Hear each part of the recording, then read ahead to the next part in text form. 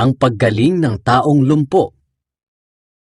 Isang araw, bandang 3:00 ng hapon, pumunta si Pedro at si Juan sa templo.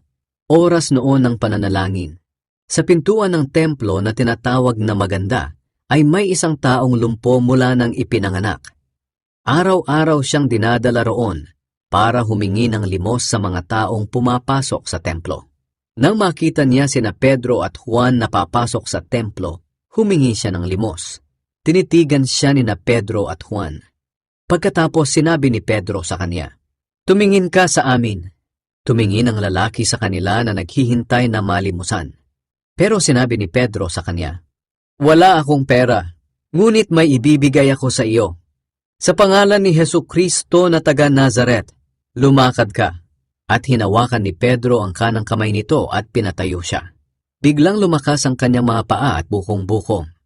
Tumayo siya agad at lumakad-lakad. Pagkatapos sumama siya kina Pedro at Juan sa templo. Palakad-lakad at patalon-talon siyang nagpupuri sa Diyos. Nakita ng lahat na lumalakad siya at nagpupuri sa Diyos. Napansin nila na siya pala ang taong palaging nakaupo at humihingi ng limos doon sa pintuan ng templo na tinatawag na Maganda. Kaya lubos ang kanilang pagkamangha sa nangyari sa kanya.